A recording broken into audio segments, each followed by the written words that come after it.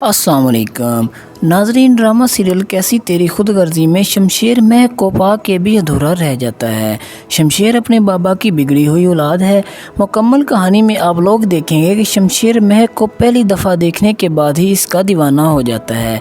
शमशेर महक के घर वालों को बहुत ज़्यादा तंग करता है कि वो महक की शादी इससे कर दें, लेकिन महक के घर वाले बहुत शरीफ लोग होते हैं और वो कभी भी नहीं मानते कि उसकी शादी शमशेर से करें।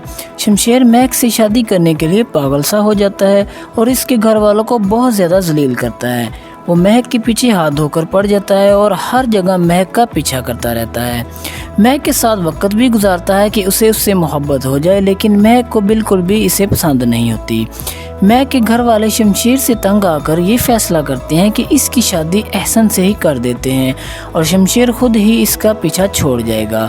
वो शादी की तैयारियों में लग जाते हैं और शादी होने ही वाली होती है कि शमशेर आकर एहसन को उठाकर ले जाता है और इसे धमकाता है कि अगर तूने महक से शादी की तो तुम्हारे सब घर वालों को मार दूंगा। एहसन इसकी इन बातों से डर जाता है और वो वापस आकर महक से शादी करने से इनकार कर देता है।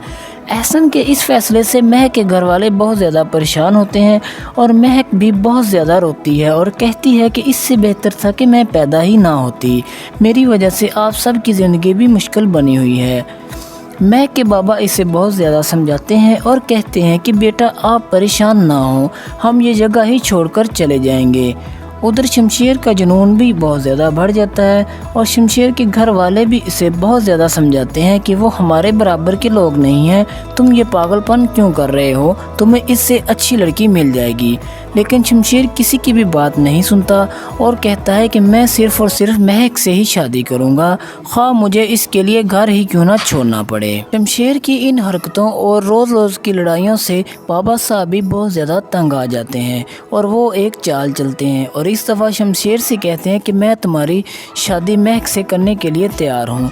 बाबा साहब की ये बात सुनकर शमशेर बहुत ज़्यादा खुश होता है और दूसरी तरफ महक के घर वालों भी इनके डर की वजह से ये मान लेते हैं कि हम महक की शादी शमशेर से करने के लिए तैयार हैं और शादी की तैयारियां शुरू हो जाती हैं।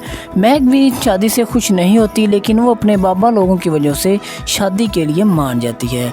इधर बाबा साहब अपनी चाल चल रहे होते हैं और शादी के दिन ही जब सब मेहमान आ जाते हैं और शमशेर भी बहुत ज़्यादा खुश और दूल्हा बना हुआ होता है, इसी वक्त महक यानी कि दुल्हन पार्लर में तैयार होने के लिए गई होती है। जब वो गाड़ी में तैयार होकर वापस आ रही होती है तो बाबा साहब के बंदे इसकी गाड़ी से ट्रक की टक्कर लगाते हैं और गाड़ी पर तेल छिड़ककर इसको आग लगा देते हैं।